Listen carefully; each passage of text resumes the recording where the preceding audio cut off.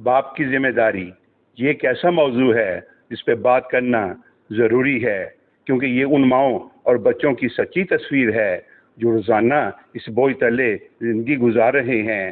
جب باپ اپنی تربیتی ذمہ داریوں سے کنارہ کش ہو جائے اور صرف مالی ضروریاتیں پوری کر کے سمجھ لے کہ وہ فرض ادا کر رہا ہے، تو وہ ایک ایسی خالی جگہ چھوڑ دیتا ہے جو نہ صرف جذباتی کمی پیدا کرتی ہے بلکہ ماں اور بچوں کی ذہنی صحت پر بھی گہرا اثر ڈالتی ہے۔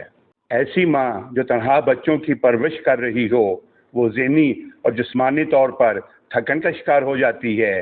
گھر سنبھالنا، بچوں کا خیال رکھنا اور ساتھ ساتھ ایک غیر موجودہ شوہر کی ذمہ داریاں اٹھانا اسے اندر سے توڑ دیتا ہے۔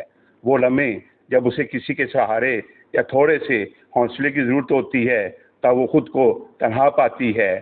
یہ مایوسی بچوں کے رویوں پر بھی اثر ڈالتی ہے، کیونکہ بچے اپنے اندر عدم تحفظ اور پیار کی کمی محسوس کرتے ہیں۔ یاد رکھیں، باپ صرف ایک جسمانی وجود نہیں ہوتا، وہ ایک احساس ہے، ایک سایہ ہے، ایک سہارا ہے۔ جب وہ تربیت سے دور ہوتا ہے تو بچے ایک خلا میں پروان چڑھتے ہیں اور وہ اس محبت اور رہنمائی کو تلاش کرتے ہیں جو باپ کی شکل میں انہیں نہیں مل رہی، اور بعض اوقات غلط راستے چن لیتے ہیں۔ باپ ہونا صرف کمانا نہیں ہے، یہ دل سے جڑنے کا نام ہے، بچوں کو وقت دینے اور محبت سے پالنے کا نام ہے۔ جب باپ اپنی تربیتی ذمہ داری نبھاتا ہے تو بچے اعتماد اور ہنر کے ساتھ زندگی کا سامنا کرنا سیکھتے ہیں۔ اس کا ایک حل یہ بھی ہو سکتا ہے کہ گھر کی ذمہ داریاں دونوں میاں بیوی مل کر بانٹیں۔ جب شوہر بھی بچوں کے معاملات میں شامل ہوتا ہے تو ماں کو سکون ملتا ہے اور باپ کو بھی اپنی اہمیت کا احساس ہوتا ہے۔ اگر شوہر اس بات کو نہیں سمجھتا تو ماں کو چاہیے کہ بغیر جھجک کے اس سے بات کرے، اسے احساس دلائے کہ بچوں کی پرورش ہم دونوں کی مشترکہ ذمہ داری ہے۔ ہر اس مرد سے جو سمجھتا ہے کہ بچوں کی تربیت صرف عورت کی ذمہ داری ہے، یاد رکھو، تمہاری بیوی کوئی نوکرانی یا مشین نہیں ہے، وہ بھی انسان ہے جس پہ زندگی کے بوجھ ہوتے ہیں۔